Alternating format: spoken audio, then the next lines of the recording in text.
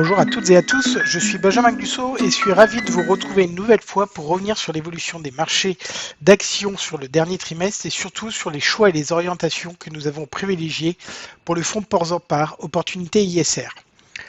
Pour rappel, ce fonds vous permet de vous exposer aux actions européennes de toute capitalisation. Depuis 2021, l'ajout de la dénomination ISR signifie qu'il est devenu un fonds ISR au sens de la catégorie 1 de l'AMF et de l'article 8 SFDR. Cela implique que la gestion ESG devient un élément central du processus de gestion et que le fonds surperforme significativement son univers de référence sur les critères extra-financiers. Nous privilégions une allocation concentrée sur une sélection de 30 à 40 valeurs avec un biais sur les grandes capitalisations européennes.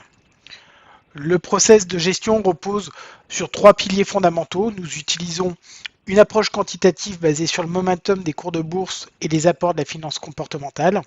Et notre objectif est de mieux appréhender les dynamiques de long terme qui animent les marchés financiers afin d'adapter nos portefeuilles en conséquence. En parallèle, nous continuons à réaliser une analyse financière et extra-financière des entreprises, ce qui implique des rencontres régulières avec les dirigeants d'entreprises.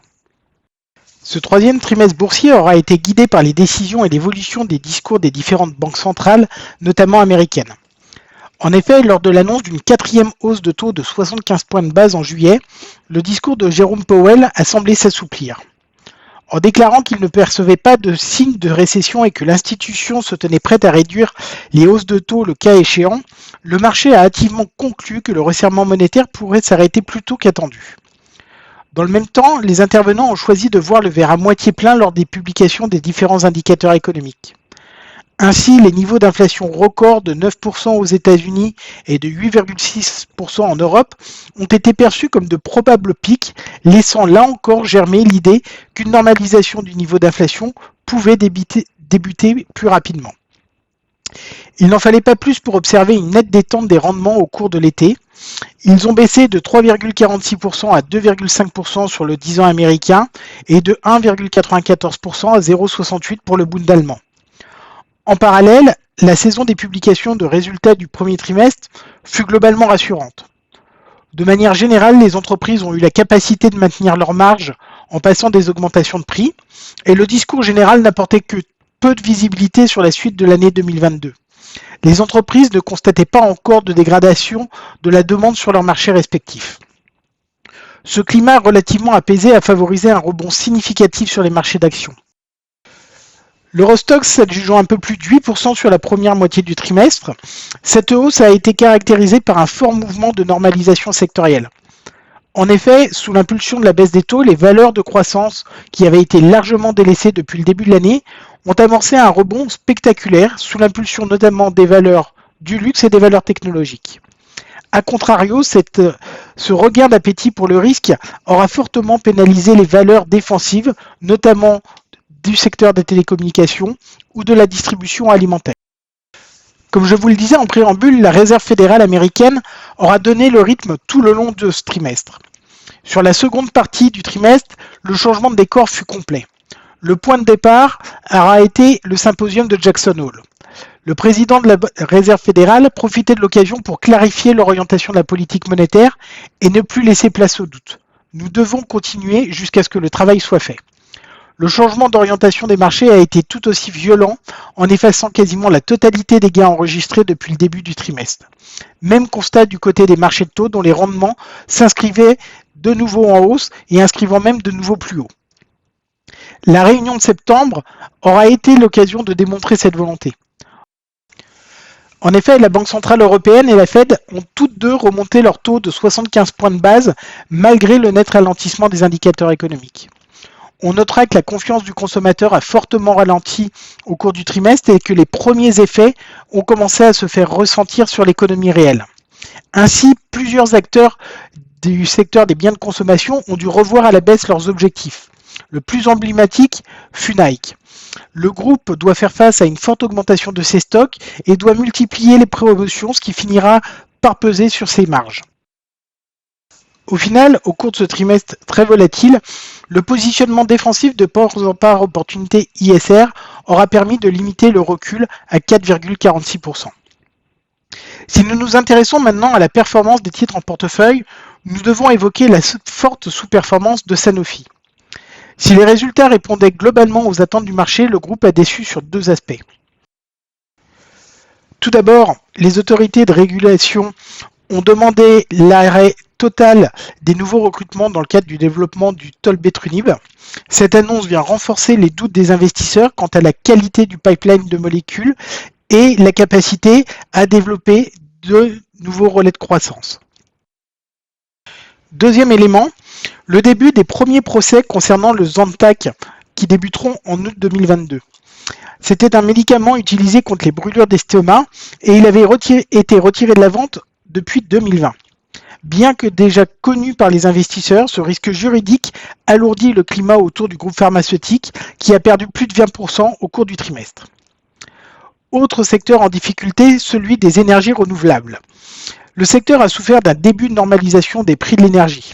En effet, ces acteurs bénéficient pleinement de l'inflation en vendant leur production au prix de marché.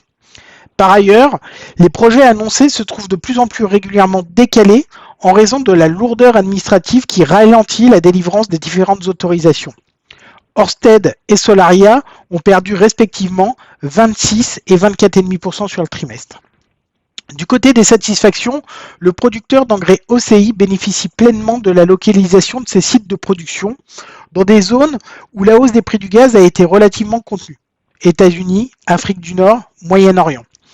Ainsi, pendant que certains de leurs concurrents comme Yara se sont vus contraints de réduire la production d'ammoniac, OCI a pu maintenir le rythme et a profité de la hausse des prix des engrais.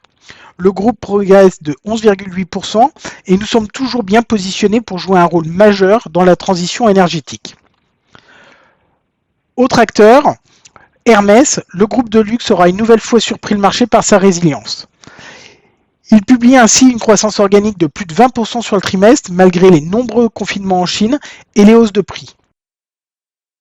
Le titre, qui a souffert de sa valorisation très élevée dans un contexte de remontée des taux depuis le début de l'année, démontre ainsi à chaque publication les raisons de cette prime de qualité. Je vous propose désormais de nous attarder sur les orientations de gestion au cours de ce trimestre. Dans le contexte actuel, nous privilégions un positionnement défensif dans le portefeuille. En effet, les marchés financiers doivent composer avec l'un des resserrements monétaires les plus durs de l'histoire, tant par son ampleur que par sa rapidité. Par ailleurs, au vu de la dégradation de l'ensemble des indicateurs avancés, nous estimons probable que les révisions de bénéfices pour 2023 devront encore être revues à la baisse. Nous avons donc choisi de solder totalement notre exposition au secteur des matières premières. Cet environnement de ralentissement global de l'économie mondiale pèsera sur les prix des matières premières et en parallèle, le prix de l'énergie devrait demeurer élevé, menant ainsi un certain nombre d'acteurs à revoir leurs objectifs de production à la baisse. Ainsi, Befesa et Norsk Hydro ont été totalement soldés. Nous avons également choisi de réduire notre exposition au secteur de l'automobile. Nous avons vendu Michelin et allégé Mercedes. Le constructeur allemand nous semble toujours bien armé pour profiter de la transition vers les motorisations électriques, lui permettant ainsi de faire croître les marges. Cependant, nous ne pouvons pas ignorer que le secteur automobile reste fortement corrélé au cycle économique et nous préférons ajuster la voilure. Enfin, nous avons profité du rebond de l'été sur les valeurs de croissance pour nous alléger de nouveau. Si nous sommes pleinement convaincus du statut de leader sectoriel et des tendances structurelles fortes de groupes tels qu'Hermès dans le secteur du luxe ou d'ASML Holding sur les semi-conducteurs,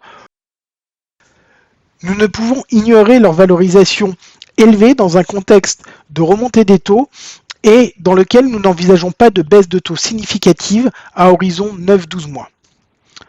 Enfin, nous avons choisi de renforcer l'exposition défensive du portefeuille. L'initiation de Deutsche Telekom nous permet de bénéficier de la forte visibilité sur la génération de trésorerie.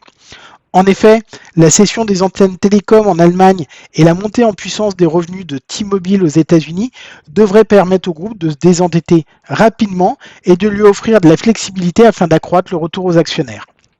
Enfin, Ahold Delhaize, acteur néerlandais de la distribution alimentaire, nous permet de nous exposer à la consommation américaine qui représente 60% de son chiffre d'affaires. Ce secteur présente une moindre élasticité de la demande et par conséquent devrait être en mesure de mieux absorber les effets néfastes de l'environnement inflationniste actuel. Si le discours des chefs d'entreprise ne verse pas dans le pessimisme extrême, le manque de visibilité sur les perspectives 2023 est flagrant. Comme de nombreux intervenants, nous constatons des niveaux de valorisation globalement en ligne avec les moyennes historiques, voire légèrement inférieurs. Nous estimons cependant que les révisions bénéficiaires pour 2023 pourraient être revues à la baisse au cours des prochaines semaines, limitant ainsi notre appétit pour le risque. Par conséquent, nous continuons de limiter les forts paris sectoriels dans les portefeuilles. Nous privilégions des entreprises leaders sur leur secteur et avec des niveaux de valorisation et d'endettement maîtrisés. Nous avons conscience que la construction du portefeuille pourrait être pénalisante en cas de retour marqué de l'appétit pour le risque. Cependant, nous estimons que ces épisodes à ce stade ne sont que ponctuels et que les incertitudes sont encore trop nombreuses pour ne pas faire de la gestion du risque notre priorité. Je vous remercie une nouvelle fois de votre attention et de votre intérêt et vous donne rendez-vous au prochain trimestre. L'équipe commerciale et de gestion se tiennent à votre disposition pour vous apporter les compléments d'information que vous jugerez nécessaires. Ce podcast réalisé par Ports en Part Gestion est à destination d'une clientèle professionnelle. Il a été enregistré uniquement à titre d'information et ne constitue donc pas une incitation à investir ni un document contractuel. Les opinions émises dans ce podcast reflètent un jugement au jour de son enregistrement et sont donc susceptibles d'être modifiées à tout moment sans préavis. Les données chiffrées utilisées par Ports en Part Gestion proviennent de sources qu'elle estime fiables. Toutefois, Ports en Part Gestion ne saurait être tenu responsable de toute décision prise ou non sur la base d'une information contenue dans ce document, ni de l'utilisation qui pourrait en être faite par un tiers. Pour plus d'informations, connectez-vous sur www.portsenpartgestion.fr. Merci